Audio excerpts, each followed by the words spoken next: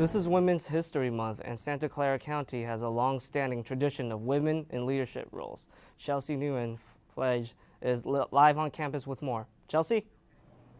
Paul, for Women's History Month, the Santa Clara Commission on the Status of Women is holding an event called Her Story, recognizing prominent women in the community.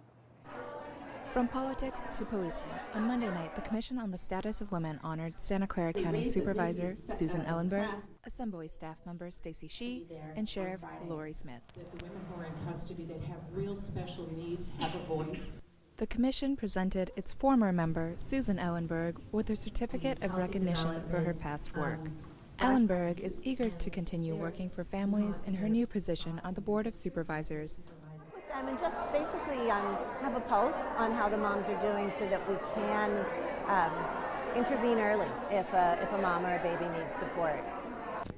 The chair of the commission encourages more locals to get involved. And then we go and sort of lobby our supervisors to give us budgets for domestic violence shelters or mental health or women that are incarcerated. Working for more than 40 years in Santa Clara County, the Commission takes a look at community issues through the lens of race and gender. There's something about that. There's something about the uplifting and the power that's behind making sure that there's equity and access to programming for women and for young women as well.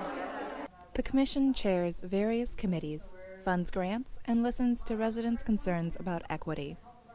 The reason I came today was to learn about how the meeting goes, so I can come with my agenda and my vision. Members also work with other women's advocacy programs in the Bay Area to create a network of resources. To get their rights, everybody really needs to be working together, and so that's something that we're really advocating for and trying to unite the communities. That's kind of why I was here today, and unite the Bay. The commissioners say the goal of the group is to make sure the voices and needs of women in Santa Clara County are heard. Live on campus, Chelsea Nguyen Flaga, Update News. And now we have Amanda Whitaker with A&E. So, Amanda, I heard there's been a tradition going on. Can you talk more about it? That's right, Paul. Early mornings on the weekend usually mark a time for people to sleep in. However, this past weekend marked an anniversary that called for a celebration. William Dela Cruz has more on the story. Music, dancing, and tradition. The weekend marked the 21st annual celebration of Mexican New Year in San Jose. Mexican New Year is the celebration of the New Year according to the Aztec calendar. I think it's really important, especially here on the east side, because there's just a lot of Latino community here historically. Throughout the day, incense billowed through the sky. The smoke is the element of El Fuego. Women assigned to bless everyone who entered the dance area are called somadoras. They burn copal, tree resin. Attendees enjoyed traditional Aztec music and dance. These performances are ways of conserving tradition and honoring ancestors. Our danzas are not just, we go out there and we just make something up, like improv, you go to a dance class. These are all danzas that were passed down, from generation to generation that mean something.